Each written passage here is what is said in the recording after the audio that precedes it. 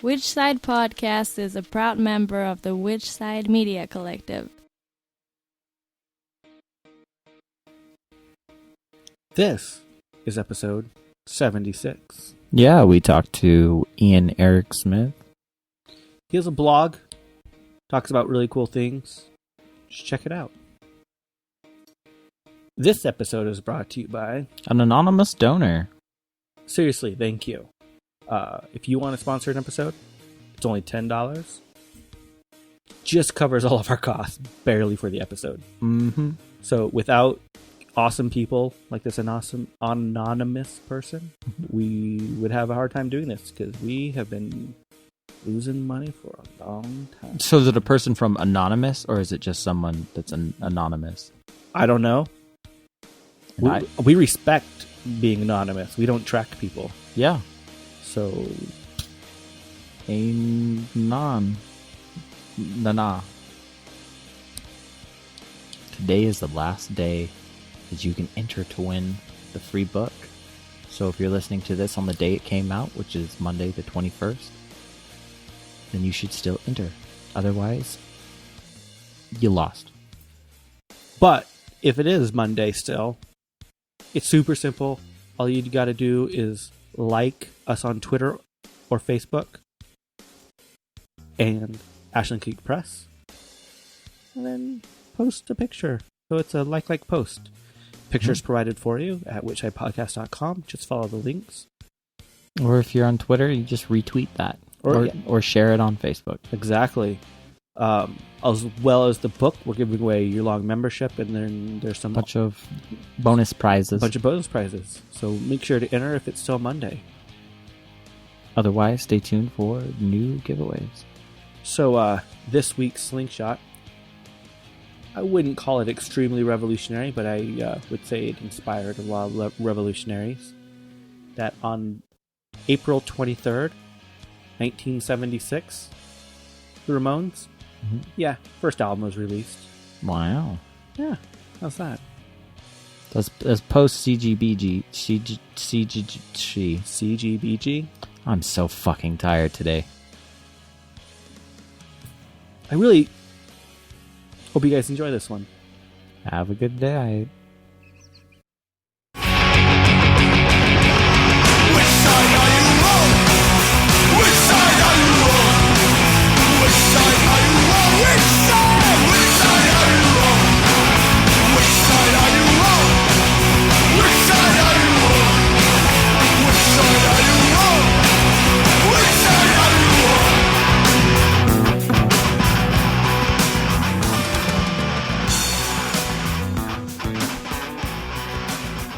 Hello. Hi, I'm Jeremy. Hey, and I'm Jordan. Hey, how's it going? Doing good. So how are you doing tonight? Pretty good. So I was told you just got off work. Is that right? Yeah. What do you an hour do? Or so ago. You're a little faint. Oh, can you hear us? Yeah, I think so. Okay. One of your voices is a little fainter than the other, but We'll yell a little bit. just okay. There we I go. won't take it personally. So what do you do? I'm working at a residential treatment facility for young people with mental health and behavioral issues. Sounds like Jordan. In Eugene. I Yeah. did do those. Throw me out the bus. Sorry. Yeah. I just pissed Jordan off. Sorry. No, it's fine. Oh hell. So how long have you been vegan? It's gonna be probably been 12 years now. Yeah, 12 years now. 2001. So what brought you to veganism? Like, what was that catalyst that made you change? I think the kind of thing that I like to tell people is starting to take philosophy classes when I was a student, and just being introduced to some of the arguments. And I think that it's the kind of thing where the arguments are fairly straightforward. It's not very complex. So if you're willing to take them seriously and actually act on what act on where arguments lead to, then it's a fairly straightforward thing. It's not something too sophisticated or too complicated to follow. It's just a matter of sort of following through on your convictions, or a certain amount of intellectual honesty, I think.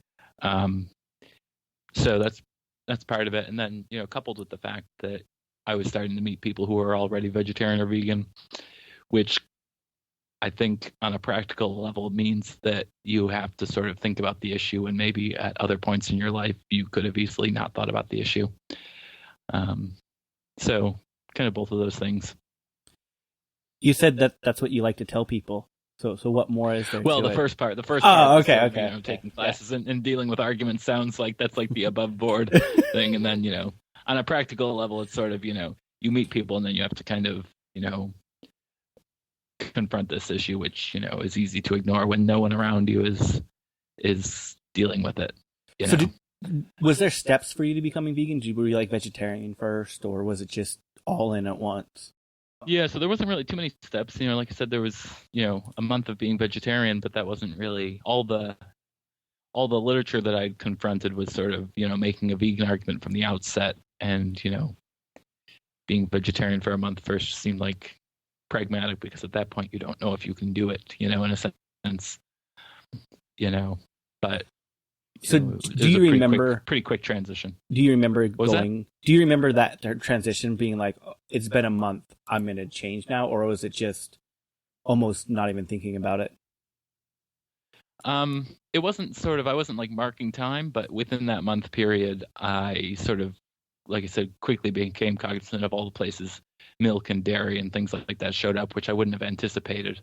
So I think it was just sort of realizing those things, and it didn't seem difficult at that point either. So it seemed more realistic having taken sort of, at least a small intermediary step. Because like I said, the material that found its way to me first was from the outset, oriented towards veganism. It wasn't, so that was in my head from the outset, I suppose. Do you remember what that material was? I know vegan outreach pamphlets were there. I've always loved the white vegans. Yeah. Mm-hmm. Yeah. I think they've always been great. How did your family and friends react to it? Surprisingly well. I wasn't anticipating it going over well, but I think they were just sort of more curious about it. So I had the opportunity to sort of share some of the stuff that I had seen that sort of motivated my decision. Some of the atrocities that seemed more vivid to me or stuck in my head most poignantly. So initially it was pretty good. There's, we've had moments of tension or stress along the way at points, holidays and things like that, but, generally fairly well. I always love hearing how other people's families reacted to them going vegan. I think what was advantageous for me was that I moved out. I made this decision at the same time that I was sort of moving out of my parents' house. Mm-hmm. So I was only there for a couple months longer, which also means that it was about the same time in my life where I was sort of making food decisions for myself and starting to provide my own food and things like that. So on a practical level, that made things much easier. I didn't really have any habits, yet as far as foods I was familiar with cooking or not cooking, or things that I normally bought at the supermarket that I wouldn't be doing anymore. I was sort of just at the outset of making all those decisions for myself at the same time that I did this. So on a practical level, I think that made it a lot easier for me. Where other people might struggle with changing habits, I was just sort of building them for the first time. So how did you get your blog started? Like, what was your motivation for that? I think I just started because, I would sometimes have these thoughts and they'd just sort of be in my head for a little while without really any kind of outlet. I figure, well, I can put them down and then they're there somewhere. And the blog seemed like something that they didn't have to be fully formed ideas. They could just sort of be, short pieces that documented something that maybe would prove useful to me later if I wanted to do something more substantive. rather than just having it in my head for a few days until I forgot about it. Just sort of a space. And I haven't really done a whole lot to sort of promote it or push it. I sort of share the link on Facebook basically and generally leave it at that. And sometimes it's, sometimes the posts get more views than others. So what's been like one of the most surprising ones for you that seems to get a lot of traction? I don't know. I guess the ones that have gotten the most traction haven't really been too surprising. They've kind of been fairly predictable. I mean, the most recent one on veganism in Rod Coronado, I was surprised, not that it was more visible than others that I've done, but to the extent that it kind of very quickly exceeded anything else that's been on the blog so far. And then prior to that was one sort of somewhat critical of Nick Cooney's social science kind of approach to vegan outreach. I didn't see that post. Can you go into it a little more? I'm trying to think what prompted it. There was something that he had written that I was sort of reacting to. And the gist of it was, I forget what he had called it, but the gist of it was, taking these marketing strategies and importing them into your activism to reach people, creating focus groups, selecting the right words, and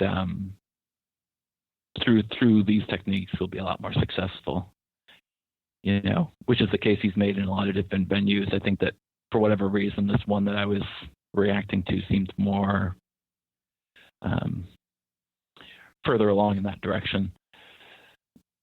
And so my concern was that these analogies didn't really seem to be importing techniques from one sphere into another, and that there might be a problem, transitioning from one to the other, and that making social justice movements into kind of social science projects seems problematic to me. Well, I would say this can be captured in this kind of, marketing kind of sphere. That there might be some value to some things like that, but taking it to certain lengths, crosses certain lines, I think. I would argue that's kind of been the downfall of PETA, is that's what they focused on, and they're shit. Yeah, I now. think there's a lot like that, PETA and others, I'm sure. So, was there a lot of negative criticism to that one? Did I get negative criticism to that? Yeah, Not a whole lot. Nick himself responded and tried to kind of respond to a few of my concerns, and I think we might have talked past each other a little bit. But not a whole lot of negative criticism. I haven't gotten a lot of comments or sort of, discussions that have motivated from a lot of posts other than this recent Rod Coronado one. So there's a little bit there, but it just seemed to be more visible than I think a lot of the others have posted at this point. Did it kind of blow your mind that Nick actually responded to your post? What's that? Was it kind of like crazy that Nick actually responded to your post about himself? I think that it wasn't immediate, and maybe it sort of filtered to him, and I think there was maybe kind of standard talking points that were sort of shared back to me, so I wasn't too surprised necessarily. But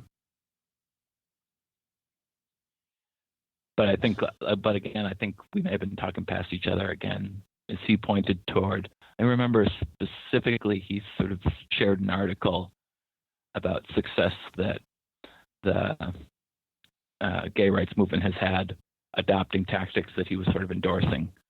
But it was something that could kind of cut both ways, because I know it's an equally divisive issue within that kind of movement. Whether marriage should be the beginning and end of that.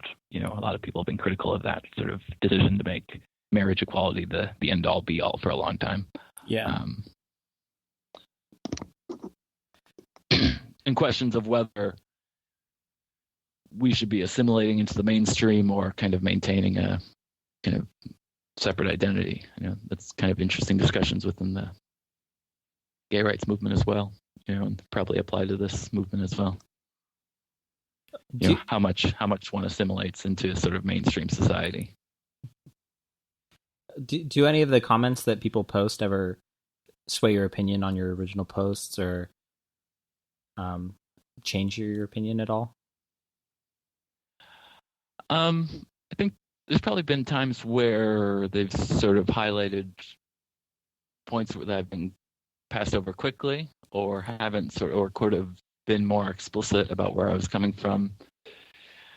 Because I do sort of think of the blog as not necessarily formal writing, and so I don't. So there are times where I'll skip over things quickly, which I don't think are sort of the main point that I want to make, or where I think that most of the people reading will be in agreement, so I don't spend a lot of time on it, or for whatever the case may be, or I, start from a particular point of, where there may be counterexamples, but I'm sort of, starting as to where my intuition lies and going from there.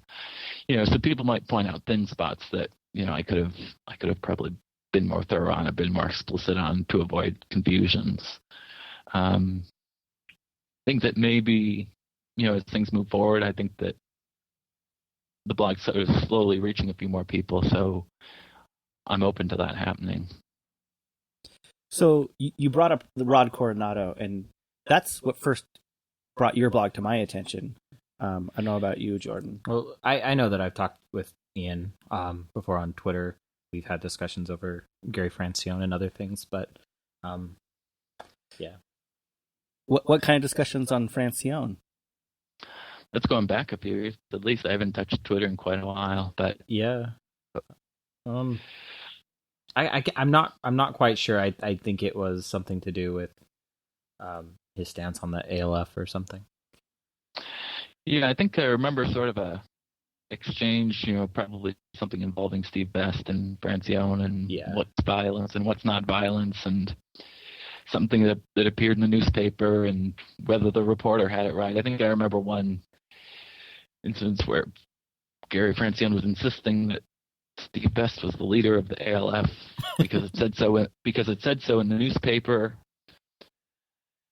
And I sort of explained to Francione that it's an easy but critical mistake for a newspaper to make, to not distinguish between the ALF and the press office. Yeah. Easy mistake to make, but kind of crucially different. So, but it very, happens very so often. It happens. You won a lawsuit off that. Same thing, Jordan. Yeah. They claim that I did something I didn't. So, but if someone's operating in good faith and it's familiar, is within the movement, it's something that a mistake that shouldn't be made. Mm-hmm. I think it's easy for a reporter to make that mistake, but not so easy for someone who, is more familiar with what's going on within the movement. So it's a matter of whether the conversation is happening in good faith or not. We probably had a lot of discussions as to what violence is. That I had one conversation when I was living in Connecticut at the time. Francione visited to give a talk at Yale, and it was a small gathering. And me and a couple other people in the group came to the conclusion that anything that Francione opposed, he would label violence. And I said at one point that you can be against things and them not be violent. There could be other reasons to object to things. You don't have to call everything violence just because you don't like it. You could not like violence and not like a whole bunch of other stuff. Mm-hmm. It just seemed to be getting. The conversation gets really bizarre really quickly sometimes. What bothered me was that he, I think he initially wouldn't respond to some of the statements I made because of my, my association, as he claimed, to the ALF, even though I'm not associated with the ALF, and so think that's what bothered me the most, is because he wouldn't even hear my points. Just shot me down and blocked me. Yeah, and that's something I found frustrating, is a number of people who, they have their talking points and they simply won't get off script. Mm-hmm. And I think he's a good example of that, where you can't have sort of an honest conversation because people will just simply refuse to go off script. So if you have a novel question and it doesn't fit in, they'll just find the closest talking point. And that's not really kind of a healthy place to be, I think that's sort of the couple of recent posts that I put up on my blog have sort of expected more criticism than I got, because I thought they were sort of off topic or off script or something like that. I do know that there was one person in particular who commented, and it was Karen Davis, and she used her name on the post, so it's not, revealing anything that's not there. And she suggested that if Rod Coronado was not vegan, he should have just lied about it, because it's worse still to come out with it. It exacerbates the harm when you're a public figure, which I was kind of blown away by that suggestion. That if you're a public figure who has been vegan at one point,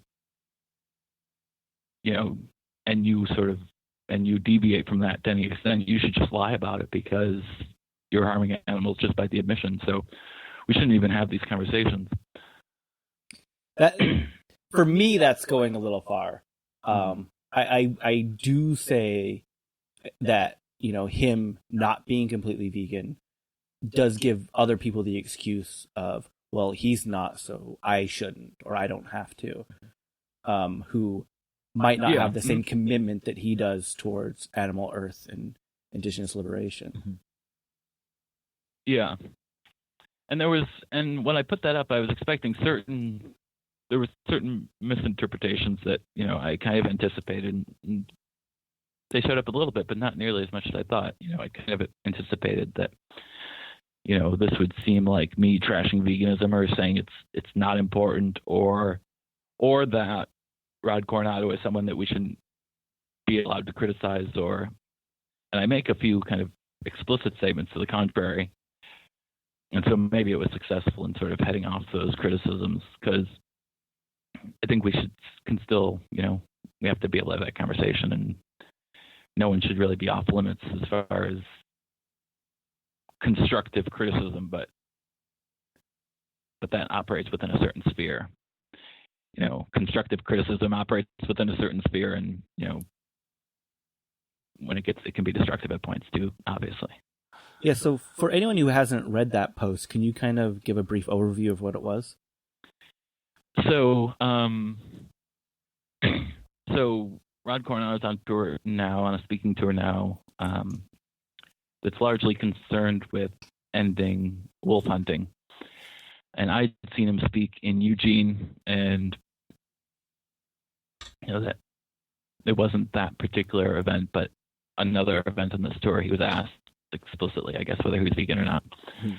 And I've heard that he said no, and I think I've seen elsewhere reported that he said no to that question. And I know that in an interview corresponding with the tour and Profane Existence, this sort of question came up, and he's said similar things.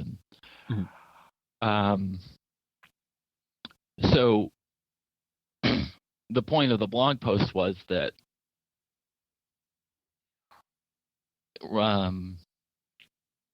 there has to be room in the movement for Rod Coronado, regardless of what his diet is, basically. That if this person's not for animal liberation, then no one is.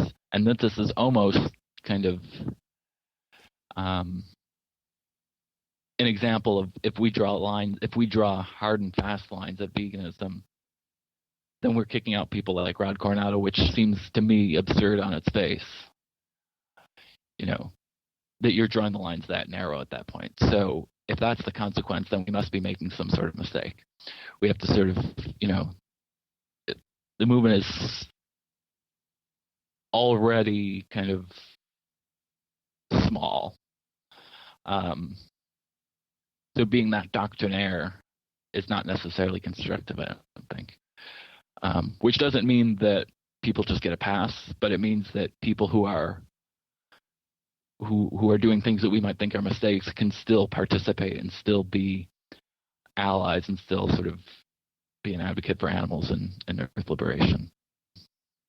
So if that this isn't sort of an all or nothing thing, that and since then I should say that it's been suggested that deviations from veganism for Rod Coronado means dumpster diving and maybe something else, I forget.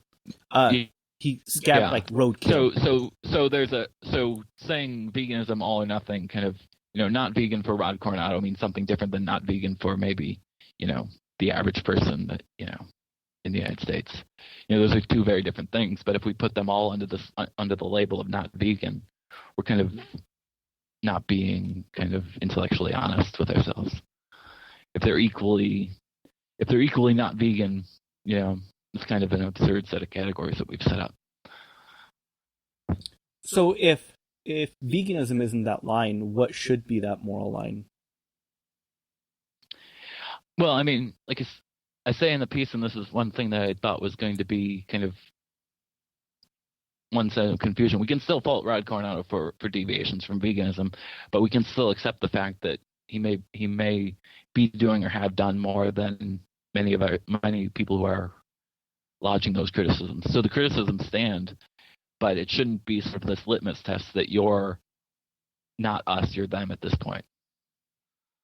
Does that make sense? Yeah, so you're not saying that veganism is not the line. You're just saying that you don't have to be the control that line to help animals. I'm saying that for most people in this kind of time and place, veganism may be morally obligatory. I feel that way.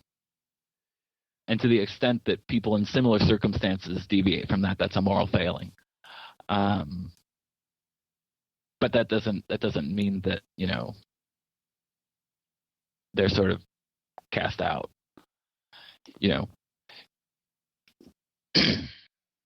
Because if so, we're going to have a very, very small group of people that we sort of count among as on our side. Because we can fixate on any sort of particular set of moral failings.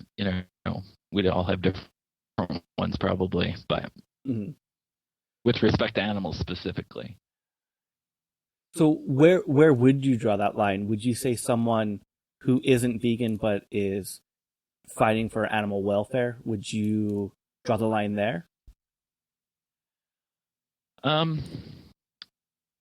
don't think my initial reaction is that I don't think that this is something that a line makes sense. I think this is something that's necessarily going to be sort of on a spectrum with people closer and further from the spot that you might occupy, rather than sort of a bold line, and then depending on how close you are to them, you might make decisions on a case-by-case basis as to whether working on a particular campaign makes sense, whether working toward a particular goal makes sense, Yeah. That's a cop-out. No, I totally agree. Like, that people like Rod, I don't know him personally, but I've always had a massive amount of respect for the gentleman. They definitely have a place in the animal rights scene, but I think it's what Karen was saying is, it makes it easier for other people to say, well, I don't have to because look at this person who isn't, and that's why I think it's important for the criticism to still remain and say, like, yeah, he does a lot, but really, why are you dumpster diving? And I've dumpster dived. I know Jordan's dumpster dived, and we've maintained veganism the whole time through all poverty levels.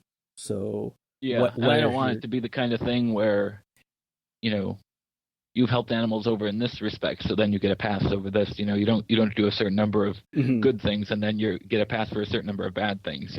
Yeah. I didn't want that to sort of sound like that was what I was advocating either. You sabotage this hunt, then you can have this donut. You can. Hey guys, bizarre trade-off, and as long as you maintain a certain score, you're in the clear. I went to a protest. So I can have cheese. Woo! Like, yeah. And the net gain is still there, so you're in the clear. Yeah. So I didn't want that, and I think I said in the piece explicitly that I would fault Rod Coronado for deviations from veganism. Yeah, you do. But you do. maybe a more holistic evaluation is warranted rather than just checking that one box and then sorting people into one of two categories. It's just easier. It's just not that black and white. I mean, yeah. I'd even say that and the fact that we end up with these results kind of shows how absurd that sort of rigid sorting is. If you end up with the typical sort of vegan who shops at Whole Foods and has the right consumer choices on the one side, and Rod Coronado on the other side, somewhere in your calculations you've made a mistake, I think.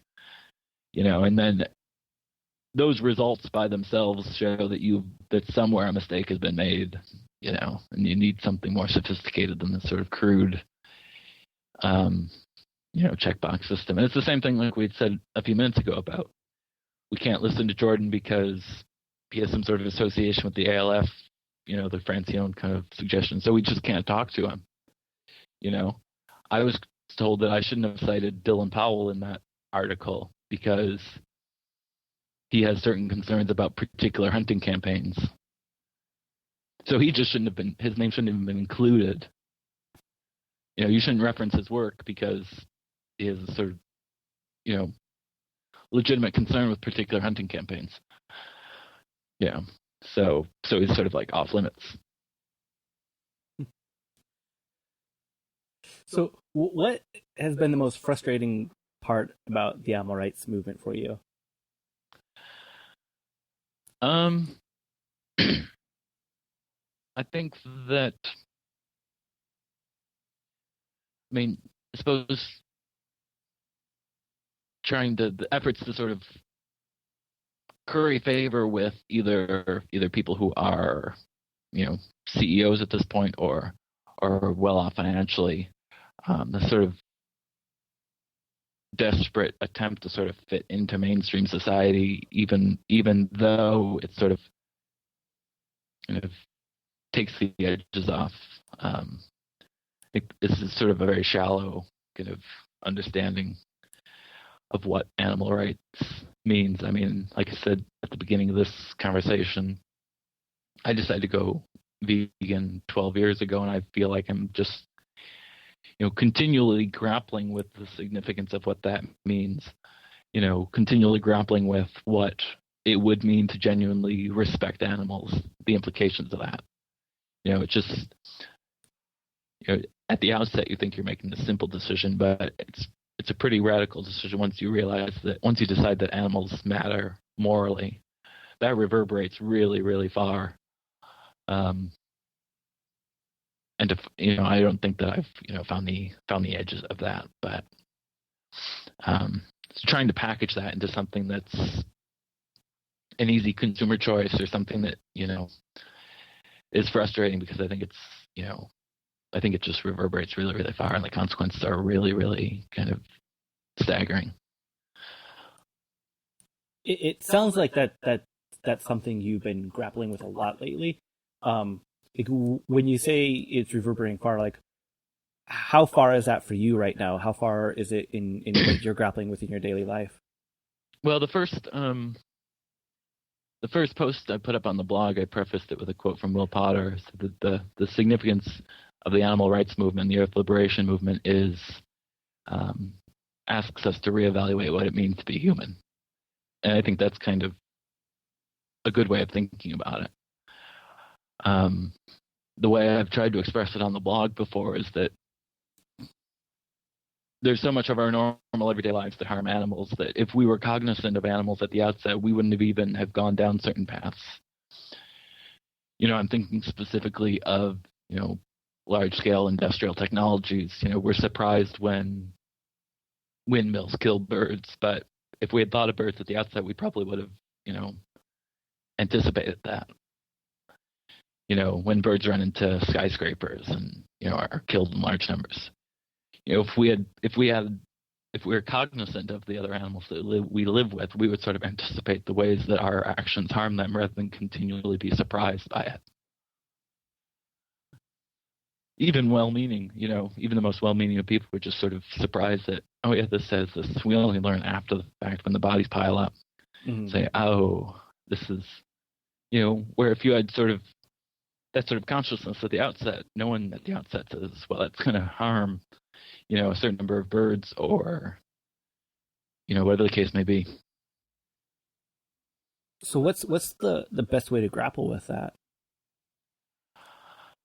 I'm not sure what you mean. So like how can we make sure, that's how we're living our daily lives, because just making the decision of I'm not going to eat animals doesn't quite go that far.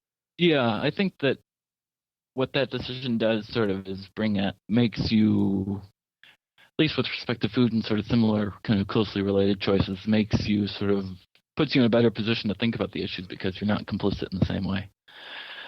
So you don't have that sort of, you don't have that conflict of interest if you're not eating animals at the same time. As far as these other, concentric circles reverberating out,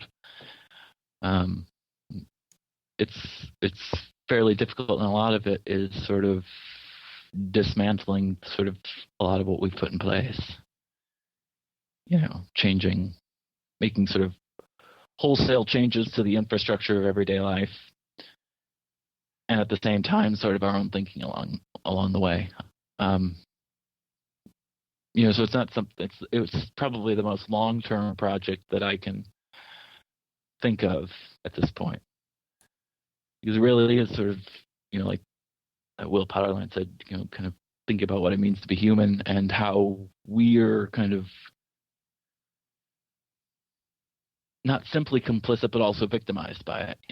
How alienated we are from animals that used to be part of our everyday lives. Individuals that we'd interact with as a normal course of life, who are now largely absent. Except in places that we designate for them. Zoos and things like that, where you go to see animals rather than sort of interacting with animals who are free living individuals who you'd see in your normal everyday life. So would you say that you fall more like on towards primitivism and pushing society back towards that? Yeah, and I think that's a large part of what motivated me to do the blog, was seeing these two kind of subcultures, movements, whatever you want to call them, that are oftentimes overtly hostile to one another, and yet seem to share a great deal, or at least need each other to be fully formed. I think that, there are obviously primitivists who are inexplicably hostile to people who are concerned with animal rights or vegans. Yes. Yeah. In a way that goes beyond sort of the arguments they're making. Just at a gut level, they're just sort of hostile, needlessly, and I think that sort of goes both ways sometimes. And in my mind, at this point, I think these two communities really need each other to sort of I think they sort of complete each other. They sort of provide the missing answers that each is struggling with. So what drew you towards primitivism, and what do you fall more of an anarchist on the quote unquote political spectrum? Yeah, I'm sort of coming to identify as an anarchist more and more strongly with time. And I still think that it's that sort of decision to, I think veganism and animal rights is the initial sort of step into that. I didn't think any of these things 12 years ago when I decided to go vegan. I saw the vegan outreach leaflet, saw male chicks being thrown into the grinder, which of all the atrocities, that's the one that I remember seeing in the leaflet that sort of shocked me. But then tracing out the implications of that, and over time, tracing the implications of that further and further for what it means that animals matter. And that's where it's led me at this point. Do you have like a primitivist author or writer or thinker or whatever you want to call it that you've been really like connecting with? Well, I live in Eugene now, and where John Zerzan also lives, so I've had the good fortune of having some lengthier conversations with him. I benefited from his books quite a bit prior to ever having met him. So as far as particular authors go who are explicitly in that vein, he would be one. I think a lot of the influences are people who wouldn't necessarily identify as primitivists or even anarchists, but offer different critiques of technology or are able to explain the importance that animals have in our lives and that the way we're missing that. So David Abram's book, The Stall of the Sensuous, is probably one of the more important books, sort of opened my mind to sort of a lot of thoughts that I might not have been as receptive to a decade ago. How do you feel about like Derek Jensen and Lear Keith and that whole DGR movement? I think that Derek Jensen's books are much more accessible. Not the writing itself, but they get published. They're more.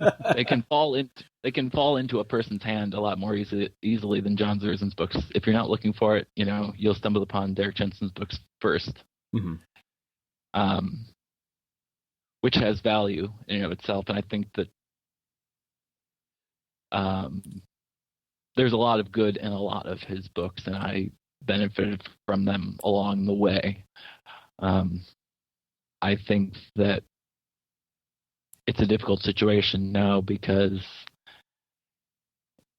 one's kind of reluctant to kind of recommend his work or without a certain number of disclaimers or associate themselves with him and that whole DGR thing because of what they've become over time, and the trans issue is just sort of the most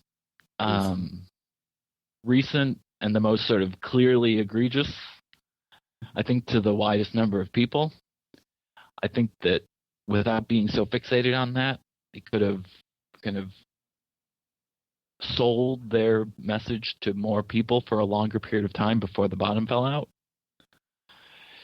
But I think at this point it's kind of becoming a parody of itself. That's a good way to put it. Yeah.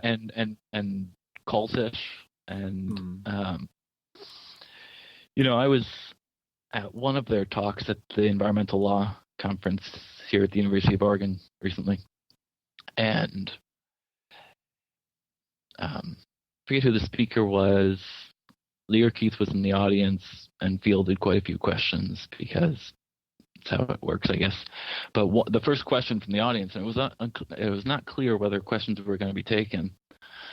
But the first question was modestly critical. I forget exactly what the question was, but it wasn't too harsh, but it was mildly critical. And 5 or 6 people fell over top of themselves in the audience to answer and defend, and you could tell that the room was packed with supporters that were sort of chomping at the bit to sort of defend themselves. And this is sort of like this comic scene where they literally just about tripped over each other to defend this sort of DGR entity. And you realize that this was not kind of a genuine experience that was happening. This was sort of a bit of theater going on. It's absurd. So it's difficult in part because however it came out, Derek Jensen became sort of what people associate with this kind of philosophy. But he sort of moved on from that pretty quickly.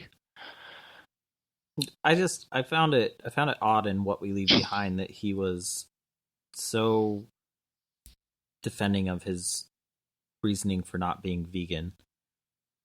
And I think it had to do a lot with criticisms for not being vegan, but just the way he defended it in that book just rubbed me the wrong way. And I just haven't, I mean, I don't like, obviously the trans issue is one of the most important for me recently, but even back then it was, I don't know why he went so far defending that. Yeah, and that's, that had jumped out at me when the first time I read his books, is that, it just seemed like it wasn't an argument contrary. It was this emotional sort of hostility coupled with these absurd passages of chickens laying their heads down to have their necks cut, willingly, happily. Yeah. Or having conversations with the dead fish in his refrigerator. That's reported on, and I don't know what the book is, but what is going on here? I'd never heard that one. No. And presumably, the fish probably told him it's fine. Take care of the other fish. Is that all we have to do? Is take LSD, talk to the animals, then we're good? I think the stock line is that you can eat animals as long as you take care of their communities. So then you have an obligation to take care of fish at the species level, I guess. And if you do that, then you can eat fish. The fish are just concerned about the future fish generations. Taking that out of context and putting it upon other species outside of fish, even not going so far as humans, but even dogs or whatever else, it would just sound absurd. Mm-hmm. Well, I can eat that dog as long as I am responsible for this community of dogs. I can eat that human. Yeah. Mm-hmm. Which the tension is right there in his own writing, because he's another person who's very difficult to get off script. You've probably seen the talking points that go word for word. Even the jokes are repeated, from one talk to the next. It's that rehearsed. Wow. And what's amazing, since I mentioned that, the people who go out and give the DGR talks too have picked up the same language, not just the same language because you believe a lot of the same ideas, but the same jokes occur at the same points in the talk. It's not even the same person doing the same talking points. The word for word talking points are appearing in the surrogates who go out. But yeah, Derek Jensen makes this great point about how, if you see women as a class, then you treat them like this. If you see women as individuals, you treat them like this. And if you see the woman in front of you as who she is, then you treat her like that. That line of thinking never gets extended to animals. Animals are only considered at the species level unless they're talking to him. Which it's kind of like the parallel is right there. If you see fish as, so many pounds of fish, then you're going to treat them as such. And if you see the fish in front of you as, but it doesn't get played out that way. So yeah, that sort of difficulty is part of what motivated the blog in the first place as a whole, is seeing sort of what seems like needless hostility between these two camps. I've always noticed a lot of hostility between primitivists and syndicalists, or even primitivists and green anarchists, and even green anarchists and syndicalists. Yeah. I'm just saying among everyone. What do you think we can do to help bridge each other?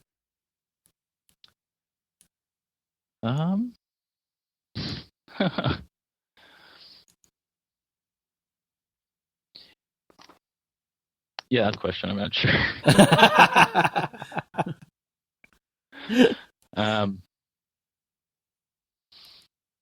Yeah, sort of. I think the post-left idea is something that took me a little while to get my head around because I've always sort of identified that way in my mind for a long time. And I think I sort of am closer to it now than I've been at most points. And then that's only because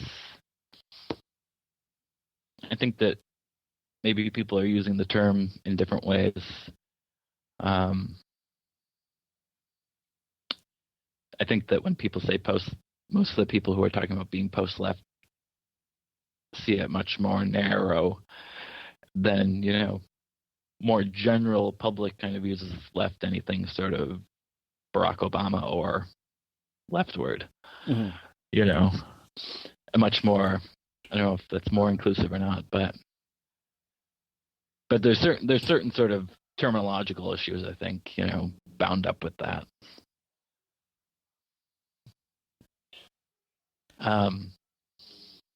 But there are sort of, that further sort of more kind of leftists who are kind of more enthusiastic about the technological and the advances that aren't going to be, that do sort of create legitimate differences that are hard to sort of bridge. So you mentioned John. Sorry, I think you mentioned John Zerzan earlier, and John Zerzan is one of the ones I've always had the hardest time reading and getting through and connecting with on an emotional or even an intellectual level. How did you find that connection? Where's that connection fall for you? I'm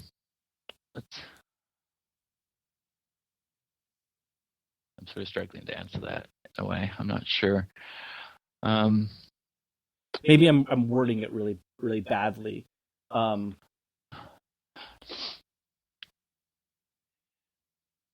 just don't get it. One thing I appreciate is that he remains, I don't know if optimistic is the right word, but hopeful is a word. So it's not utter despair, which is fashionable at the moment. Despite the fact that it strikes me as though he's following things out to their natural conclusion, and isn't sort of stopping short, isn't offering solutions that are just sort of slapped on at the end that aren't very meaningful. It's difficult to know how to proceed if you're more or less in agreement, I think. So that may be something that's fairly unsatisfying. But to a certain extent, that might just be kind of a certain amount of honesty on his part. What really took me back and had to be I don't know about him particularly, and maybe this is just me misremembering because this is 15 years ago, or it's my lack of understanding at the time. But when he took the conclusions to art and to time, and how those create class and hierarchy, and those should be eliminated, I just can't get behind that. I don't, especially the time. No clock strikes for the happy one. That's true. Well, I think that one thing that he's often being compelled to sort of clarify about that is that, he essentially is a writer, so he's using written language. He's, embraces the arts in a lot of different ways, despite having that critique. So on a particularly superficial level, people are confused by that or don't realize that. But I think, the core amongst those few essays is the nature of representation itself, which is at the heart of anarchism, I think, So if as an anarchist, one thinks that one person representing another for the purpose of decision making is sort of inherently flawed. Representative democracy is inherently flawed. There's sort of similar dynamics at work where we become more, our experience becomes more mediated from reality. I think that's sort of what those things have in common. Linear time, art as representation, the proliferation of images, our experience gets more and more mediated. And at what point that becomes problematic, and at what point, is difficult to assess. Like I said earlier, this is probably one of the things where you finish reading it. I know that my experience with some of the stuff on time itself, you finish reading it and it's so jarring in a sense that it's very difficult to know how to proceed if you find yourself nodding while reading, it's sort of, okay, now time is a problem. I got to be honest, I don't even know if I finished that one. Yeah. But I think all these are sort of milestones along the way of human sort of development, as we've gotten to where we are now, where, I mentioned David Abrams' book earlier, which is, one of the key books I've read in recent years. And he talks about this sort of mediated experience as well, that we live in a world that's entirely human contrived, and that there's detrimental consequences to that. Everything we see is human created, and so our range of experiences has, in a sense, gotten so narrow.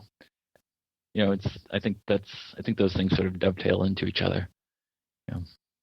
How mediated our experience is, how we live in this wholly fabricated environment, and how we don't know animals anymore like we may have in the past, and consequently don't know who we are. Yeah, I mean, I can relate to all that. I mean, that for some reason though, just I'd have to look at the art one more closely, but I know the time one resonated with me. And maybe another way to think about the time essay is, it's another form of imposing measurement on what we don't really know, in a way so as to more effectively control others. Industry benefits from these things more so than the rest of us do. Mm-hmm. You need time clocks, and it goes from sort of the town square with its big clock to on your wrist to on your phone to every Facebook post is time stamped to maybe soon in your field of view with the Google glasses. Chopping your experience into those sort of increments to make sure that you get places on time that, it's sort of like, I completely agree with that. I just don't think time is intrinsically, that. If that makes sense. That's where I can't get to that conclusion. Well, maybe it's, this particular conception of time, the way we've sort of come to understand it. Yeah, so maybe it's an open question whether it's intrinsically problematic or whether this particular conception and how we understand it in this current time and place is problematic. But talking about time gets very confusing very quickly, I suppose. Yeah. It's time consuming. Not clear what we're talking about at a certain point. It's funny, you're talking about watching the time tick by, and I notice we're at an hour now. So, how can people connect with you online or on your blog, and see your work? So I haven't really touched Twitter in a few years. Once I moved to Oregon, I sort of had a clean break from it because I felt like that was something you have to keep up with sort of every single day. And then moving just inherently gave me a week off, and I was like, I'm not going back on. So I'm not there, even though my name might turn there where we've had conversations in the past. Yeah. But I'm still on Facebook, and the blog is uncivilizedanimalz.wordpress.com. And I think I got email and maybe a link to my Facebook page on the blog as well. Perfect. Well, we end every episode saying fuck, shit, damn. Would you mind saying it this week for us? All right. Fuck, shit, damn. Awesome. Thank you very much. It's been a lot of fun. All right. Yeah, it's been fun. Thanks for having me. Hey, have a good night. Have a good night. You too. Hey, bye. This week you heard... The Killers, glamorous indie rock and roll. Right now you're listening to... Moby, Swear. And as always... El Comandantes. Which side are you on? Please follow us on our social media. We have Facebook, Twitter, Tumblr, and kind of a Google. Kind of a Google? Kind of. I mean, it's there. Yeah, we don't do anything. Did I say Tumblr? I think I said Tumblr. I think you said Tumblr. Not Instagram. That's the one I was missing. Don't forget that. Yeah, we don't want to forget that. But honestly, more importantly than all of that, go to iTunes, like and review us. Yeah, if we get rated and reviewed on iTunes, it gets us more listens, which lets us provide you with better content, honestly. Exactly. So you can do that, or you can have your friends. You can do a ghost like, ghost review if they're signed in. Yeah. Ghost subscription if they're signed in. Yeah. All those are awesome things you can do to help the podcast. Because you want to help your friends find better content as well. The best way to do it is to subscribe us. Or if your parents are signed in, you might as well sign them up. You know, whatever. Be a little subversive to them. Yeah. You know. Give them a little radical thought that you probably have butted heads with them on numerous occasions. Fuck Amazon. So if you're going to be using them, you should go through our affiliate link. It's whichsidepodcast.com/fuck Amazon. Actually, it's not. It's but really not. I can make that. Go to whichsidepodcast.com and just click on the link. And but seriously, only do it if you're already going to. It's way better to buy something that was handmade by your neighbor. How about your local communities? Totally. And thanks, Mari the Booker. Thanks, Camden and Cody, the interns. And thank you, Jeremy. Thanks, man. I should thank you too, but no. Fuck you. Fuck shit down. Fuck. Shit down. Which Side is produced by the Which Side Media Collective.